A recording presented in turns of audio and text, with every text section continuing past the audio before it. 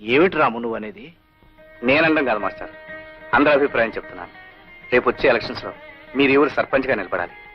నిజమే మాస్టారు, మీలాంటి వారు ఆ పదవిలో నిలబడితే ఆ పదవికి గౌరవం ఏర్పడుతుంది, మన ఊరికి ఉపకారం జరుగుతుంది.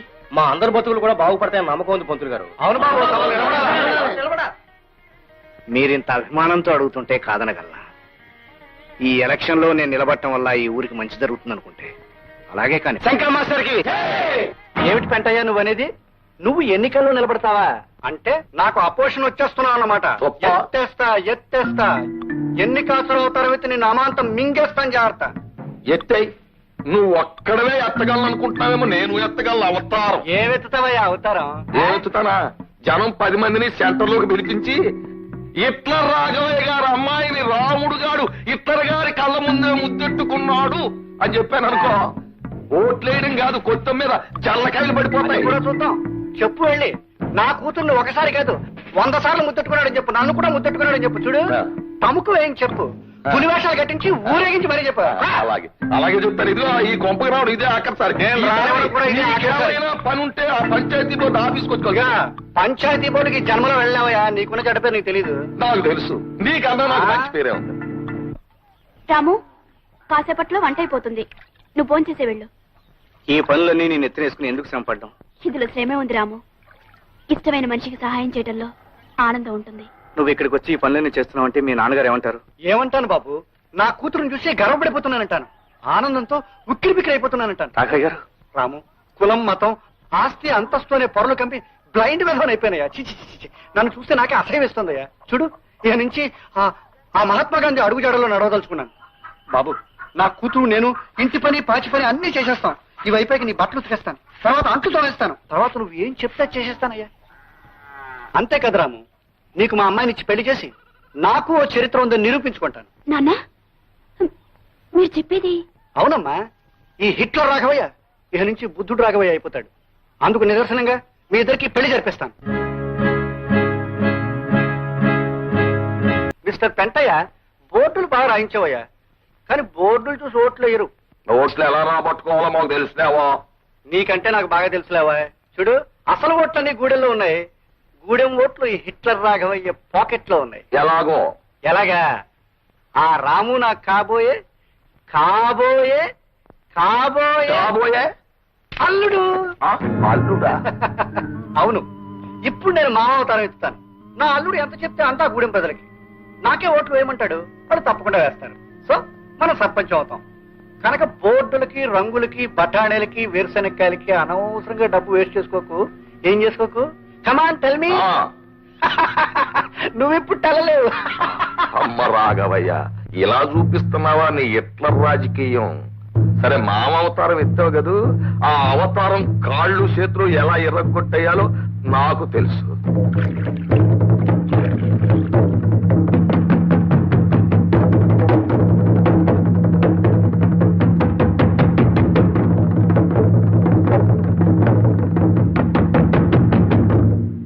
ఈ రోజు నేను మీకు చెప్పదలుచుకున్నది రాబోయే ఎన్నికల గురించి.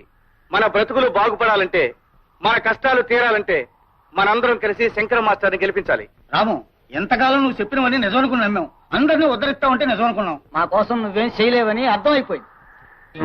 ఎందుకు అంటున్నారు? ఏ కారణంగా మీరు ఇలా మాట్లాడుతున్నారు? సొమ్ములో ఉన్న పెద్దంటి అమ్మాయిని నువ్వు పెళ్లి చేసుకోబోతున్నావు మాకు తెలుసు. ఆ పిల్లని కట్టుకోగానే నువ్వు వాళ్ళ మనిషి అయిపోతున్నావని తెలుసు. లోకంలో ఏ 2 జాతులైనా కలవచ్చు గాని గొప్పోళ్ళు పేదోళ్ళు అనే జాతులు మాత్రం కలవు. నువ్వు గొప్పింటోళ్ళు కలడం అయితే మా నుంచి వెళ్ళిపోయినట్టే. నోరు ముయ్యద్దా కుళ్ళు మోసచ్చినోళ్ళారా. బావా, నువ్వు వాళ్ళ మాటలు పట్టించుకోకు. మహాలక్ష్మి లాంటి అమ్మాయి గారిని చేసుకో. నువ్వు వీళ్ళ మాటలు వినకు. నువ్వు ఉండి అది వాళ్ళు చెప్పదలుచుకుని చెప్పని. ఏంటి వాళ్ళు చెప్పేది? గాడిద గుడ్డు. తిండి నిద్ర మానేసి బతుకంతా వీళ్ళ కోసం చస్తున్నావు. చాలే, ఇంకా వీళ్ళ మాట విని నువ్వు అన్యాయం అయిపోవడానికి నేను ఒప్పుకోను. అది నువ్వు పెళ్ళైన దానివి, పరాయి వాడి భార్యవి. 10 మందిలో నువ్వు ఇలా మాట్లాడకూడదు, బాగుండదు. బావా, వెళ్ళిపోయాది. నా మాట విని ఇక్కడి నుంచి వెళ్ళిపో.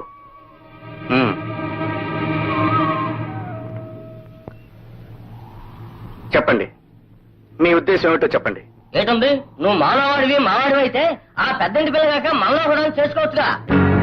తోటోళ్ళ కోసం తాపత్రయపడేవాడివి, నీ తోటోళ్ళలోనే ఒకదాన్ని కట్టుకో, అప్పుడు నిన్ను మేము నమ్ముతాం. చదువుకున్నోడివి, ఇక్కడే ఎవరినన్నా చేసుకుని ఉద్ధరించొచ్చుగా. అందరికీ బతుకునివ్వాలనుకున్నోడు మన గూడెలోనే ఎవరినో ఒకరిని చేసుకుని బతికివచ్చుగా బాబు.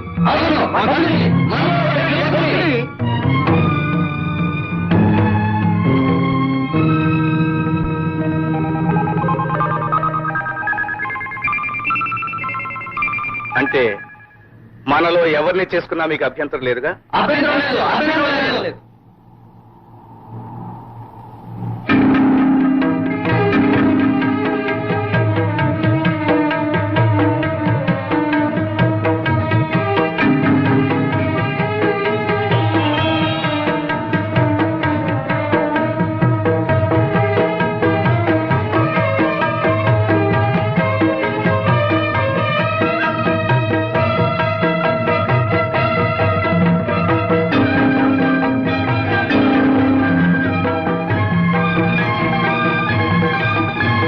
అయితే నేను నీలమ్మను పెళ్లి చేసుకుంటాను.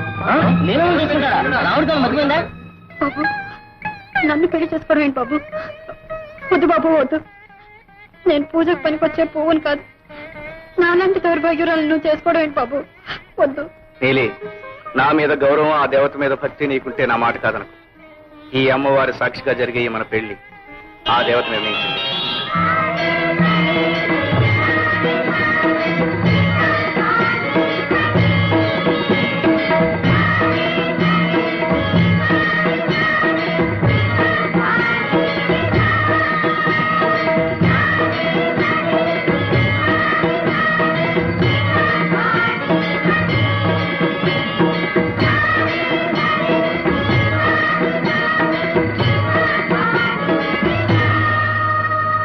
ఏడవే, ఇంకా ఏడు, బాగా ఏడు. కానీ ఏడవలసింది వాడు నిన్ను పెళ్లి చేసుకోలేదని కాదే, నీ బాబు నలుగురిలో అవమానించాడని ఏడు. నీ కోసం మానం మర్యాద ఉచ్చ నీచ మర్చిపోయి వాడి గుడిచెకెళ్ళాను. చీపురు కట్టతో ఇల్లంతా తుడిచాను. చేతులు కట్టుకుని నా కూతుర్ని పెళ్లి చేసుకోరా అని బతిమాలేను. ప్రేమించిన నిన్ను తల వంచి నన్ను మర్చిపోయి పెత్తని చెప్పుతో కొట్టినట్టు ఆ చెడిపోయిన దాన్ని కట్టుకుంటాడా రాస్కెల్. ఇదిగో ఇప్పుడే చెప్తున్నాను, మళ్ళీ వాడి గురించి ఇంట్లో తలపెట్టినా, ఆ పాడుబడిలో అడుగు పెట్టినా మీ ఇద్దరిని తుపాకీతో కలిసి పారేస్తాను. జాగ్రత్త. పాపలు, మీరు క్లాస్కి వెళ్ళకుండా ఎక్కడ ఉండిపోయారే? లక్ష్మి టీచర్ రాలేదు మాస్టారు. రాలేదా? ఏ? మీరు పాడైపోయారంట కదండి, పెళ్లి చేసుకొని చెడిపోయారంట కదండి. లక్ష్మి టీచర్ ఇంకెప్పుడు మన బడికి రానన్నారు మాస్టారు.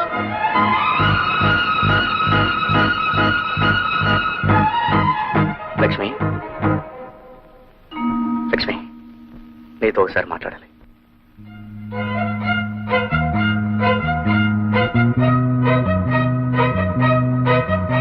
పదరాము, బయటికి వెళ్ళి మాట్లాడుకుందాం. లక్ష్మి, స్కూల్కి రాలేదే? ఇంత జరిగిన తర్వాత నేను వస్తానని ఎలా అనుకున్నావు?